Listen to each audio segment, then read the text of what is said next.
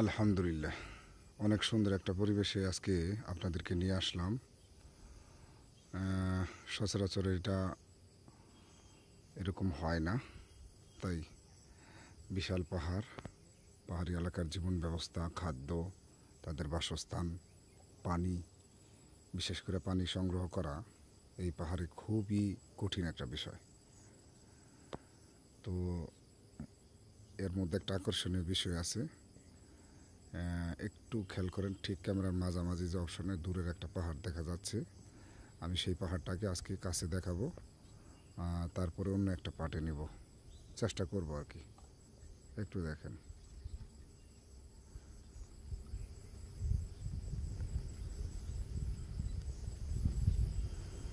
এই এলাকার মধ্যে এই পাহাড়টা সব চাইতে দূরের। এখান থেকে 10-11 কিলো হবে। মানে এরকম না যে ক্যামেরার কারণে গোলা, ওখানকার আবহাওয়াটাই এখন গোলা, যার জন্য এরকম দেখাচ্ছে। যদি রোদ পড়ে তাহলে স্পষ্ট দেখা যায়। এখান থেকে খেয়াল করে দেখেন, সাদা একটা ফুটা আছে, ওটা মূলত টিনের ঘর। সেই জন্য ওখানে অনেকগুলো বাড়ি আছে, জীবন ব্যবস্থা আছে, এবং পাহাড়ের উঁচুতেও সেখানে বাড়ি আছে। ঠিক আছে?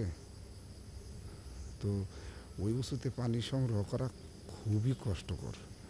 যদি কারো ভাগ্যে কখনো যাওয়া হয় তাহলে বুঝতে পারবেন যে পাহাড়ে আসলে কত কষ্ট করে তাদের জীবন নির্বাহ করে। সেখানে খাদ্য আছে আপনার, বিশেষ করে সবজি, পশুপালন হয়। বেশি সমস্যা হলো ঝর্ণা ছাড়া বা ছড়া ছাড়া তাদের পানির তেমন একটা ব্যবস্থা থাকে না। আমি আবারও কাছে নিয়ে আসতেছি, আপনি দেখলেই বুঝতে পারবেন এটা কতটুকু দূরে ছিল। আর সামনে যেটা দেখতেছেন, একটা কলা বাগান।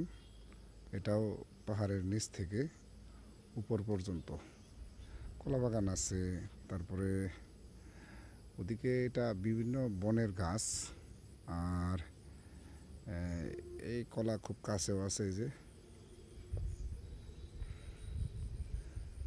সবচেয়ে বড় কথা হলো এখানকার সতেজ, এই যে দেখতেছেন পাতা দোল খাচ্ছে, সেটা বাতাসে জেলা লেভেলে বলেন, থানা লেভেলে বলেন, সব জায়গায় বাতাস দূষিত থাকে। এই এলাকার বাতাসে আপনি সামান্য কোনো দূষিত পাবেন না। সুস্থ, সতেজ আবহাওয়া, সতেজ বাতাস, যা আপনার মনকে একবারে প্রফুল্ল করে রাখবে। যেই আবহাওয়াটা আসলে দেশের অন্য এলাকায় পাবেন কি না সন্দেহ আছে। তাই যখন আমরা সময় পাই, বছরের শেষেতে নভেম্বর, ডিসেম্বর, জানুয়ারি, এই সময়টাও শীতকাল থাকে, আমরা চেষ্টা করলে সেই সময়টাতে কিছু সময় যদি বের করতে পারি, 2, 4, 5, 7 দিনের জন্য, মোটামুটি একটা আইডিয়া নেওয়া যাবে যে হ্যাঁ, আমাদের দেশেও অনেক সুন্দর সুন্দর জায়গা আছে, যেটা খুব ভালো লাগবে। যেমন তার আকাশ তেমন তার গুণাগুণ। তারপরে কেমন লাগলো জানাবেন। ধন্যবাদ।